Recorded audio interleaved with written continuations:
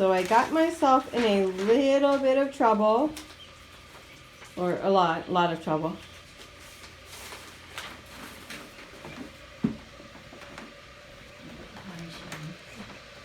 So I don't know if you know, but this year Tractor Supply stocked a few different things. So I've never done guineas before. I know that they're really hard to contain, and I do have foxes, so it's going to be, they're probably going to be in a run and not free range, but they are so cute. I don't even know what they look like. I looked. You didn't look? Oh, they're hiding. We can't see them. Hi, babies. They look very quail-like. They are jumpy, and they are eating the game bird feed. So there are 4 of them. The last 4 they had, we got off for. So as you can see, they do have a different appearance than a chicken chick. They have a kind of a broader beak. They are very fast, very flighty and jumpy, and they need to eat the game bird feed. So if you're thinking to get guineas, be aware that you can't just treat them completely like you do chicken chicks. They're different. They're much more like raising quail. So to set these guys up, I'm going to use a quail waterer. They are big enough that they won't drown, but just in case, I've heard that they can be a little lacking in common sense, shall we say. And then they are going to get the game bird food. You got good sturdy feet, baby. Sorry, I didn't mean to scare you. Now he's really mad.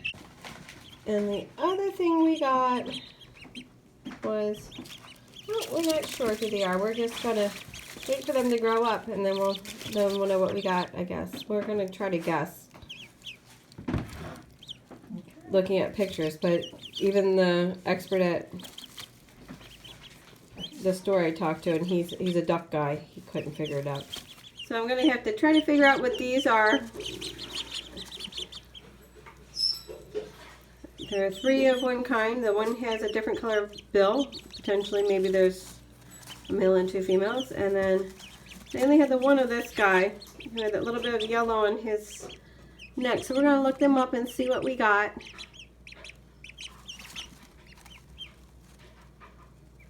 I miss having ducks. And I finally figured out what to do in the winter with water and all. So it took them probably 1.2 seconds to find their water. And they are drinking away. Aren't you beautiful babies? I can't wait to figure out what you are now that I have time to sit down and research. Oh, we bought these more recently. We didn't used to get this kind. These are really cool. It's a woman owned and operated company. And now we're getting all wet, children. You can flip the base over for food, raise it this way for water. So it's really neat and adaptable. You can see my strawberries are doing great. These are my little alpine strawberries. I am leaving them covered because we're getting a cold snap this weekend still. This little guy is budding out pretty nice. I'm pretty excited. Oh my goodness, the kids are really playing over there. This is a bonfire patio peach. It's a very small peach tree. It only gets a few feet high, but it made it through the winter just fine. You can see it looks beautiful. And here, this was my winter crop of arugula. And here's my apricot. I love this apricot. I'm so excited to see it fruit. It's a Chinese apricot, and it also has an almond. So it's a 2-purpose fruit. It's really interesting. And hopefully this guy is still alive. He's not going to produce for a few more years. It's my persimmon. And I have a lot of little tiny twiggy blueberries that hopefully made it through the winter. They were little tiny babies when I got them. So I tried to keep them This one looks a lot better than that one. This one might not have made it, but that one did. He looks good. So they didn't all make it, but I bought them very cheaply, so whatever did make it, that's great. I put in like 12 or 14 of them. So. And this is the Caitlin Thomas apple tree. I put this in from seed. I know they say that you shouldn't grow apples from seed and they're not useful and they're not going to be as good a variety, but Johnny Appleseed put trees in the ground all over America with seeds he got from other apples. So I just thought it'd be fun to give it a try. I've got a little area prepped here. I did have it covered with the 15-year landscape fabric that didn't make it a year. A lot of it has shredded up, but it still managed to protect the surface all winter, so it's just right for sewing. It's not too soppy and it's pretty warm because it was covered with the black landscape fabric. And I've put this repurposed. It used to be in a store, so it's just a black iron thing, and it doesn't have lead paint. I tested, so it's okay to put out here. And I'm using it for my piece as kind of a trellis. And I am growing little marble peas. On this side of the trellis, I am growing little marble peas that I bought from Baker Creek. On the other side of the trellis are little marble peas that I got for about 25 cents from the dollar store. So I just thought it'd be fun to have the same brand of pea growing in as close as I can get to the identical conditions and see what happens to Baker Creek compared to the dollar store. So that's my little test here. I already put the dollar store side in, and now I'm putting the Baker Creek side in. So with peas, you just want to make a nice furrow, and you can soak them for a few hours ahead of time to speed up germination, but in this case I'm going to have a couple cold days coming up, so I'm not in a huge hurry to get them growing sooner than they should, so I didn't pre-soak. Now the danger with sowing seeds this early in the season is that the pea could rot instead of sprouting. So that is definitely, I am taking a bit of a risk, but it's seeds, and I've got more.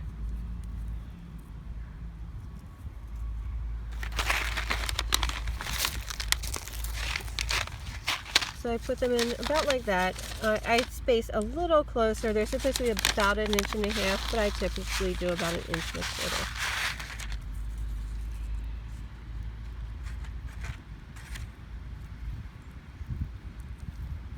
Now, if I was doing a whole row, like when I do the corn and all, I pull out my cedar and it makes life easier, but this, I'm not really worried.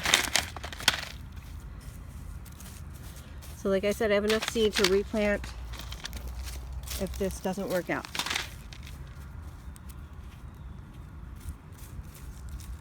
All right. So I need to make a tag that says Little Marble Baker Creek, and we'll be all set with this part. I just wanted to show you as well my spring greenhouse and how well everything's doing in here. My spinach I've already harvested several times, so this was just picked yesterday because we made some amazing soup that had spinach and lentils and different beans in it. So the spinach just got picked yesterday, and I've still got all of this left. And then you can see my lettuces. The green lettuce was not as hardy as the red, so that's something I remember next year when I winter sow. But then this variety of the green, which I have back there on a tag that turned around, was pretty good. And then of course the rocket is out of control. The kale, oh my goodness, it barely made it, but I think it's going to catch up and do okay later on in the spring. And then the beets were definitely, I am not winter sowing beets in the greenhouse anymore because they really did not do well. But the turnips, I've got turnip greens. I do not know if I will have any decent roots, but the greens are delicious. cooked in with a little bit of flavoring, so I will have them. Now I just watered this to get this dirt back to being good useful dirt and kind of mix things around. And now I am going to plant a few seeds in it, and I am calling it kind of a day and going inside and having a nice cup of tea. Here I said I was going inside and I forgot I had this project. I don't know if you're lucky enough to see these little planters at your dollar store, but I've made 2 little stacks of them so my mom can just quickly harvest lettuces and things right at the back door. So I'm gradually planting them with all the things she likes to quickly pick without having to go out to the back. And they do need to be watered a lot because they are small planters, but it's a fun little experiment. They only cost $1 a container, and then I fill them with organic compost. So we're going to see how they work out.